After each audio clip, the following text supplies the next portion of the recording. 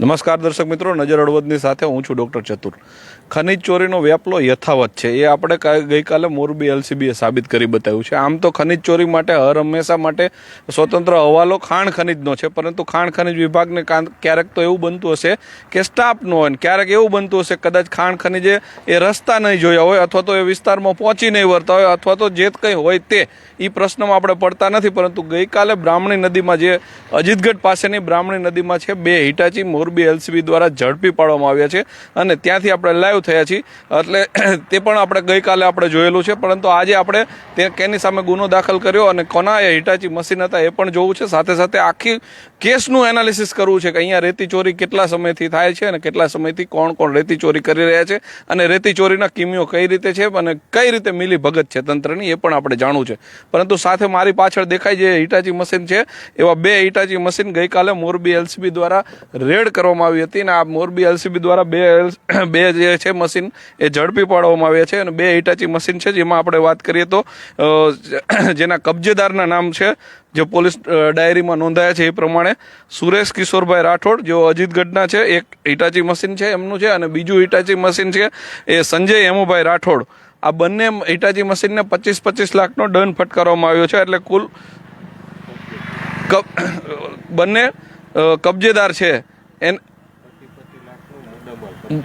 બંને હિટાચી મશીનમાં વાત કરીએ તો 25-25 લાખનો મુદ્દામાલ કબજે કર્યો છે. એટલે દંડ તો હજી આગળની કાર્યવાહી જેમની પ્રોસેસ હતી એ મુજબ થશે, પરંતુ હાલ આપણે લાઈવ જે દ્રશ્યોમાં જોઈ રહ્યા છીએ મિત્રો, એ બંને હિટાચી મશીનના કબજેદાર છે અને 25-25 લાખનો મુદ્દામાલ કબજે લેવામાં આવ્યો છે. હવે કેટલો દંડ થશે, શું થશે, એ તો આગળની પ્રોસિજર છે.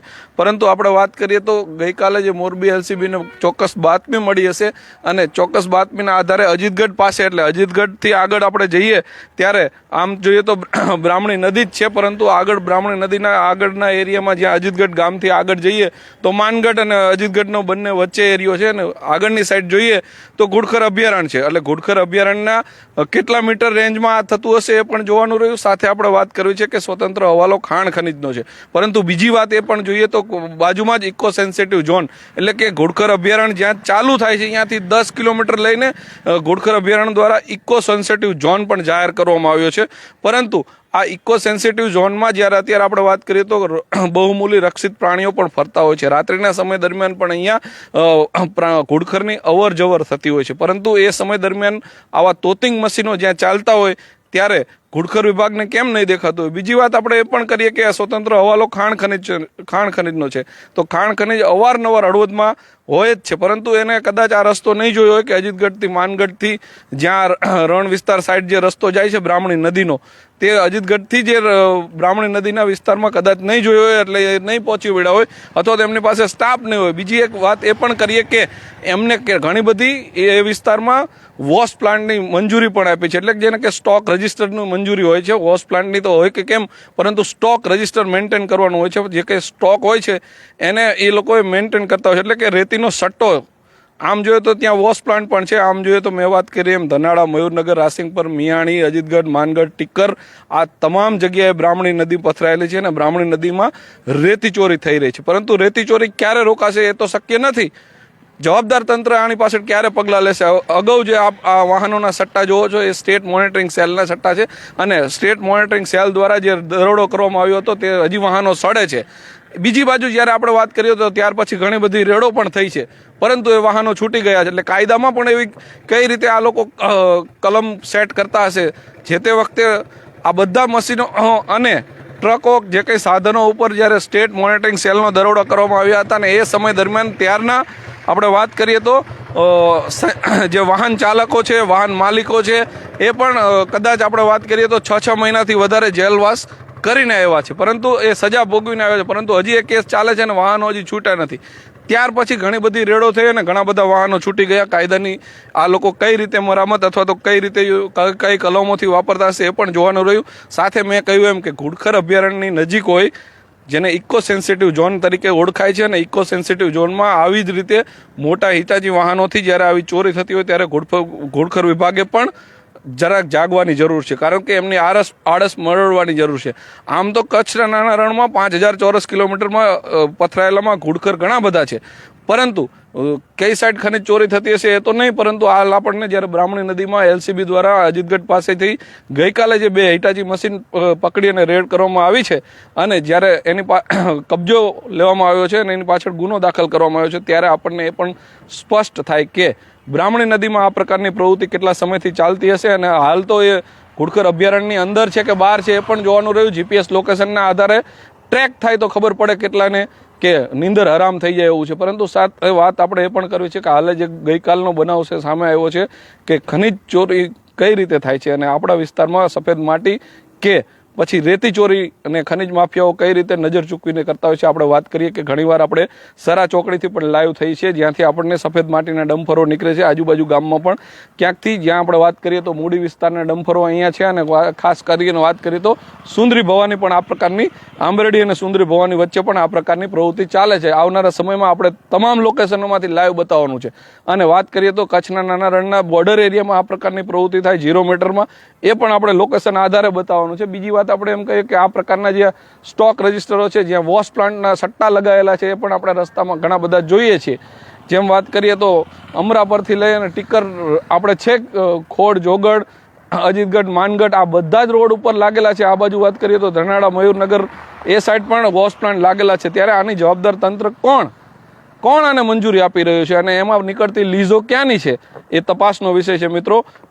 હાલ તો જીકે ચંદારાણા સુપરવાઇઝરે ને આ 2 હિટાચી મશીન સોંપવામાં આવ્યા છે અને એને કબજેદાર સામે કાર્યવાહી કરી છે. અને જે વાત કરીએ તો આપણે એમાં ખાસ કરીને 50 લાખનો મુદ્દામાલ કબજે કર્યો છે. એની પાછળ કાર્યવાહી થશે કેમ પણ એ પણ જોવાનું રહ્યું મિત્રો. સાથે આપણે એ પણ વાત કરી છે કે જ્યાં 2 હિટાચી મશીન છે એલસીબી દ્વારા ઝડપી પાડવામાં આવ્યા હતા અને ત્યારબાદ ખાણ ખનીજને સોંપવામાં આવ્યા હતા. અને આ ખાણ ખનીજ વિભાગ દ્વારા કેવી કાર્યવાહી કરવામાં આવશે એ પણ જોવાનું રહ્યું મિત્રો. કારણ કે જે લોકેશન એટ ધ ટાઈમ ઉપરથી જ્યાંથી હિટાચી મશીનો ઉપાડ્યા છે ત્યાંનો જગ્યા માપવામાં આવશે કે કેમ, તેની આગળની પ્રોસેસ કે એની જે તે લોકેશનમાં કેટલું ખનન થયેલું છે રેતી બાબતે, એ જેમ સ્ટેટ મોનિટરિંગ સેલે કામગીરી કરી હતી એ પ્રકારની આ લોકો કામગીરી કરશે કે કેમ એ પણ જોવાનું રહ્યું મિત્રો. પણ જે તે સમયે આ પ્રકારની પ્રવૃત્તિ થાય છે ત્યારે જવાબદાર તંત્ર હંમેશા માટે સ્ટાફ માટે એટલે પૂરતો સ્ટાફ નથી અથવા તો ઉચ્ચ અધિકારીને એક યા બીજા રીતે બહાના બનાવતા હોય છે. પરંતુ હાલમાં તો હળવદમાં બ્રાહ્મણી નદીમાં રેતી ચોરીનો વ્યાપલો દિન પ્રતિદિન વધી રહ્યો છે અને જ્યારે સ્ટેટ મોનિટરિંગ સેલના દરોડા બાદ પણ રેતી ચોરીનો ભાવ આસમાને ગયો છે. એટલે કે વાત કરીએ તો 2 થી 3 ગણો ઉછાળો આવ્યો છે. એટલે આ ધંધામાં તેજી હોવાના કારણે પણ ખનીજ માફિયાઓ નજર ચૂકવીને અથવા રાત્રિના સમયે અવારનવાર હળવદમાં પણ ટ્રેક્ટરો તેમજ ટ્રકો દ્વારા રેતી ચોરી નીકળતી હોય છે. પરંતુ ખાસ આપણે એ પણ જોવું છે કે ઘણીવાર એવું પણ હોય છે કે બહારના જિલ્લાઓની અને બહારના તાલુકાની લીઝ અહીંયા હળવદમાંથી નીકળતી હોય છે. પણ જવાબદાર તંત્રએ જ્યારે સ્ટોક રજિસ્ટર આપ્યું હોય છે એટલે સ્ટોક માટેની મંજૂરી આપી હોય છે, પણ આ સ્ટોક માટેની મંજૂરીમાં આવતો કાચો માલ ક્યાંથી આવે છે એ પણ જોવાનું રહ્યું. આમ તો બ્રાહ્મણી નદી સિવાય ક્યાંય રેતી છે નહીં આટલા વિસ્તારમાં. એને આજુબાજુ બ્રાહ્મણી નદીના પટના તળિયાની બાજુમાં જ એટલે કે બોર્ડર એરિયામાં બ્રાહ્મણી નદીનો જ્યાં કાંઠો છે ત્યાં જ આ પ્રકારના વોશ પ્લાન્ટ લાગેલા છે અને વોશ પ્લાન્ટની પણ યોગ્ય તપાસ થવી જોઈએ. નહીં થાય તો આપણે આગામી દિવસોમાં તમામ વોશ પ્લાન્ટે જઈને લાઈવ બતાવશું કે કાચો માલ ક્યાંથી આવે છે, બ્રાહ્મણી નદીમાંથી લેવામાં આવે છે કે ઇકો સેન્સિટિવ ઝોનમાંથી લેવામાં આવે છે કે ક્યાંથી લેવામાં આવે છે અને કઈ રીતે આ આખો જે આપણે વાત કરીએ કે રેતી ચોરીનો વ્યાપલાને અંજામ આપવામાં આવે છે એ પણ આપણે પર્દાફાશ કરવાનો છે મિત્રો. સાથે આપણે એ પણ વાત કરીએ કે જવાબદાર તંત્રને કદાચ આ વાત ન પણ ગમે, પરંતુ એમને સ્વીકારવી રહી કે જે તે રેતી ચોરી થાય છે બ્રાહ્મણી નદીના પટમાંથી થાય છે. અને બ્રાહ્મણી નદી આમ જોઈએ તો છેક આગળ આપણે વાત કરીએ તો બ્રાહ્મણી 1 ડેમ છે, બ્રાહ્મણી 2 ડેમ છે, ત્યાંથી લઈ અને છેક ટીકરના રણમાં આ નદી ભરે છે. એટલે રણમાં આ મીઠું પાણી નદીનો પ્રવાહ જ્યારે ભળતો હોય છે એ સમય દરમિયાન આ વિસ્તારમાંથી કાંઠામાંથી જે કંઈ રેતી હોય છે તે રણ તરફ જતી હોય છે. અને હવે જે આ બાજુથી માની ધનાળાથી લઈને છેક આગળ વાત કરીએ તો ગોલાસણ, પલાસણ જે વિસ્તારથી ચાલુ કરીએ મેર ઉપરથી એ વિસ્તારમાં રહેતી નથી. સમયાંતરે પહેલાં કદાચ હશે, પરંતુ હવે આપણે બ્રાહ્મણી 2 ડેમથી નીચેના વિસ્તારમાં જોઈએ તો ધનાળા, મયુરનગર, રાસિંગપર, મિયાણી અને અજીતગઢ, માનગઢ, ટીકર આ વિસ્તારના કાંઠાઓમાં જ રેતી બચી છે. અને એ સમય દરમિયાન હવે જે કંઈ મેલી રેતી છે એને ધોઈને વોશ પ્લાન્ટ કરવાનો એક કિમિયો ચાલી રહ્યો છે. અને જવાબદાર તંત્રએ એમને સ્ટોક મેન્ટેન રજિસ્ટર આપેલું હશે, પરંતુ એની જવાબદારી, એના નિયમો, એનું ઉલ્લંઘન ક્યાં થતું હશે કે કેમ એ પણ જોવાનું રહ્યું મિત્રો. તંત્ર આપણે સુપરવાઇઝરને ખૂબ અભિનંદન આપીએ છીએ કે અવારનવાર હળવદમાં આવતા હોય છે ને અવારનવાર હળવદની લટાર મારીને લીલા તોરણે જાન પાછી પણ જતી હોય છે, પરંતુ જ્યારે મોરબી એલસીબી દ્વારા આ પ્રકારની કામગીરી કરવામાં આવી ત્યારબાદ જીકે ચંદારાણા જે સુપરવાઇઝર છે એમને આ આખો કેસ સોંપવામાં આવ્યો છે, પરંતુ યોગ્ય તપાસ થશે કે કેમ અને એમના જો યોગ્ય રીતે તપાસ કરવી હોય તો એમને સીસીટીવી કે એમના લોકેશનો કે એમના મોબાઈલ તપાસે તો ઓલરેડી આપણને ખબર પડી જાય, પરંતુ જવાબદાર તંત્ર આની પાછળ કાર્યવાહી કરશે કે કેમ, અધિકારીઓની મિલીભગત છે કે કેમ, એ બધું જ તપાસનો વિષય છે. હાલ તો આપણે વાત કરીએ તો બીજી સાઈડ આપણે વાત કરીએ તો સફેદ માટી અને લાલ માટીનો વેપલો પણ એટલી જ રીતે ફૂલો ફાયલો છે. જેમ કે રેતી ચોરીનો અંજામ આપતા ખનીજ માફિયાઓ, બીજી રીતે જ આપણે વાત કરીએ તો મૂડી ચોટીલા વિસ્તારમાંથી અનેક રીતે ખનીજની રેડો પડે છે અને તેમ છતાં પણ એ તમામ ટ્રકો માથક સુંદરી થઈને મોરબી જતા હોય છે, અથવા તો જે વાત કરીએ તો સરા દિગડિયા થઈને હળવદ આવતા હોય છે અને તમામ ઇન્ડસ્ટ્રીયલ એટલે કે જે ઉદ્યોગ છે સિરામિક, એના માટે સફેદ માટી અને લાલ માટીની જરૂર પડતી હોય છે અને ત્યાં મોરબી સપ્લાય કરતા હોય છે, પરંતુ જવાબદાર તંત્ર આંખ આડા કાન કરતું હોય છે કે કેમ એ પણ જોવાનું રહ્યું. તમામ ટ્રકો મોરબીમાં જો કારખાનામાં જાય છે તો પછી ક્યાંથી જાય છે, ઉડીને તો નથી જતા. પરંતુ વાત કરીએ તો આપણે જેમ એમ કહ્યું એમ કે સુંદરી અને આંબેડીવાળા રસ્તે પણ ઘણીવાર આપણને ટ્રકોની હારમાળા જોવા મળે છે માથકવાળા વિસ્તારમાં, પરંતુ આ પ્રકારની પ્રવૃત્તિ સ્વતંત્ર હવાલો ખનિજ વિભાગનો છે અને ખનિજ વિભાગ આના ઉપર ક્યારે કાર્યવાહી કે એક્શન મોડમાં આવશે એ તો જોવાનું રહ્યું. હાલ જ્યારે મોરબી એલસીબી દ્વારા આપણને કાલે હિટાચીઓ ઝડપી પાડવામાં આવે છે અને અજીતગઢ ગામ પાસે બ્રાહ્મણી નદીના પટમાં જે રેતી ચોરી થઈ રહી હતી એના આપણે દ્રશ્યો જોઈએ અને આ હિટાચી તમે જોઈ રહ્યા છો મિત્રો, એ પ્રકારના બે હિટાચી. કબજેદારનું નામ જોઈએ તો સુરેશભાઈ કિશોરભાઈ રાઠોડ એ અજીતગઢના છે અને સંજયભાઈ હેમુભાઈ રાઠોડ.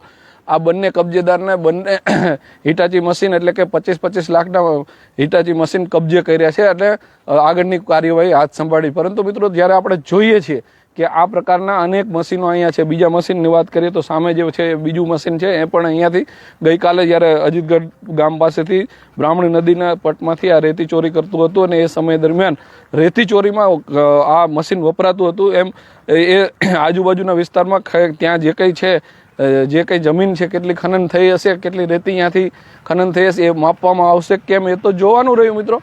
પરંતુ હાલ આપણે લાઈવ દ્રશ્યોમાં જોઈ રહ્યા છીએ આ બંને મશીન છે એ ગઈકાલે અજીતગઢ ગામથી અહીંયા લાવવામાં આવ્યા છે અને એની પાછળની કાર્યવાહી હાથ ધરવામાં આવી છે. કેવા પ્રકારની કાર્યવાહી છે ને એ પણ આપણે મેં કહ્યું એમ કે આ તમામ હુડકાઓ અને તમામ બીજા જે મશીનો આપણને હારમાળ દેખાય છે, ટ્રકો દેખાય છે, એ બધા જ રેતી ચોરીમાં વપરાતા હતા. એટલે કે રેતી ચોરી કરવી હોય તો એક સામાન્ય રીતે આપણે એક તો વાત કરીએ તો ટ્રેક્ટર જોઈએ, લોડર જોઈએ, ટ્રક જોઈએ, તેમજ અનેક જે કંઈ છે મશીનરી વપરાતી હોય, આ જે હુડકાઓ છે એ પણ થાય, પરંતુ આ રીતે રેતી ચોરી કરવા માટે માત્ર ને માત્ર ગઈકાલે 2 હિટાચી મશીન પકડાયા છે. પરંતુ આજુબાજુ જ્યારે આપણે વાત કરીએ ત્યારે છેક રણકાંઠા વિસ્તારથી લઈ અને કેદારિયા સુધી આવીએ તો એ નદીના તટમાં આપણને ખબર પડે કે કેટલા સટ્ટાઓ છે, કેટલા વોશ પ્લાન્ટો છે અને કેટલા મંજૂરી વગર આજે પણ કઈ કઈ જગ્યામાં સટ્ટાઓ પાથરેલા છે. મિત્રો આપણે બધા જ સટ્ટાઓ પણ બતાવવાના છે, બધા જ લોકેશન બતાવવાના છે, બધા વોશ પ્લાન્ટ પણ બતાવવાના છે, જેને કાયદાની ભાષામાં સ્ટોક રજિસ્ટર કહેવાય છે અને એ સ્ટોક રજિસ્ટર પણ જેમને મેન્ટેન કરવા માટે આપ્યા હોય છે. પરંતુ એ રો મટીરિયલ ક્યાંથી આવે છે જ્યારે વાત કરીએ તો ઘણી બધી એમાં જોગવાઈ પણ હોય છે કે કાયદાની ભાષામાં એમ કહેવાય છે કે જ્યારે તમને સ્ટોક રજિસ્ટર મેન્ટેન કરવાની મંજૂરી મળે છે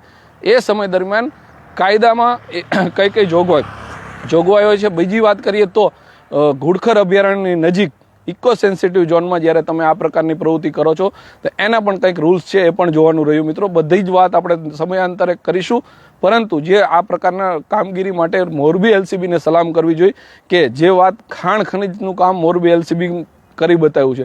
આમ તો ખાણ ખનીજનું કામ હંમેશા એવું બનતું હોય છે કે અહીંયા જે તે માની લો કે પ્રાંત અધિકારી હોય, મામલતદાર હોય કે પોલીસ તંત્ર દ્વારા જે કંઈ રોકવામાં આવે છે ટ્રકો કે જે કંઈ ખાણ ખનન માફિયાઓને, એની પાછળની આવીને કાર્યવાહી કરીને વહી જવાનું. પરંતુ આપણે ખાસ વાત એ પણ કરવી છે કે જીકે ચંદારાણા અને બીજા જે કંઈ સ્ટાફ છે એ બધા કદાચ પહોંચી નહીં વળતા હોય એટલે હળવદમાં આ રીતે રેતી ચોરીનો વ્યાપલો દિન પ્રતિદિન વધતો હશે ને એમને સમગ્ર મોરબી જિલ્લામાં આ પ્રકારની પ્રવૃત્તિ રોકવાની હોય છે. પરંતુ આ બધા જ ટ્રકો જાય છે તો મોરબીમાં જ, અને રેતી હોય કે સફેદ માટી હોય તમામ વસ્તુઓ જાય છે મોરબી સિરામિક ઇન્ડસ્ટ્રીમાં.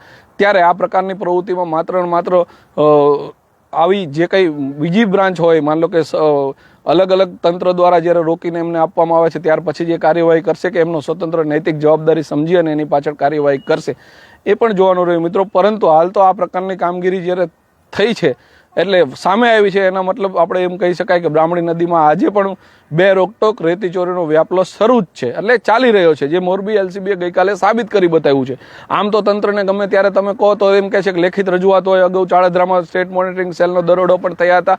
તે સમય દરમિયાન પણ જવાબદાર તંત્ર હંમેશા લેખિતમાં અરજીમાં અરજદાર હોય તો જ આ પ્રકારની કામગીરી કરતા હોય, નહીંતર એમને જવા દેવામાં આવતું હોય છે. પરંતુ જ્યારે પણ આ પ્રકારની પ્રવૃત્તિ રોકવામાં આવે છે ત્યારે ક્યાં તો સ્થાનિક લોકોમાં રોકવામાં આવે છે, કાં તો સ્થાનિક તંત્ર હોય, મામલતદાર હોય, પ્રાંત અધિકારી હોય કે મોરબી એલસીબી હોય કે જવાબદાર તંત્ર રોકવામાં આવતું નથી હોતું. ત્યારે પેટા બ્રાન્ચોને આ કામ કરવું પડે છે. પરંતુ મેં વાત કરી એમ કે ઘુડખર અભયારણ્યની એકદમ નજીક આ પ્રકારની ખનન પ્રવૃત્તિ થતી હોય ત્યારે એ જવાબદાર તંત્રએ પણ પોતાની આળસ મરડવાની જરૂર છે. કારણ કે આવનારા દિવસોમાં આપણે જે તે લોકેશન છે ત્યાં બધે જ જ્યાં ખનિજ ચોરી થઈ રહી છે, જ્યાં માટી ચોરી થઈ રહી છે, તે તમામ લોકેશનો ઉપર લાઈવ જઈને અને બતાવશું. ગઈકાલે પણ આપણે લાઈવ જ્યાંથી બતાવવાનો પ્રયાસ કર્યો હતો, પરંતુ એ સમય દરમિયાન ત્યાંથી મશીન હિટાચી લેવામાં આવ્યા હતા. પરંતુ હાલ તો આ ખનિજ પ્રવૃત્તિ ચાલતી જ રહેશે, રેતી ચોરીનો વ્યાપલો યથાવત રહેશે. આવનારા દિવસોમાં આપણે એ પણ જોવાનું રહ્યું કે આ પ્રકારની પ્રવૃત્તિને કોણ પ્રોત્સાહન આપી રહ્યું છે, પાછલા બારણે જવાબદાર તંત્ર એ કેમ ઢાંક પીછાડો કરી રહ્યું છે અને ક્યારે એમને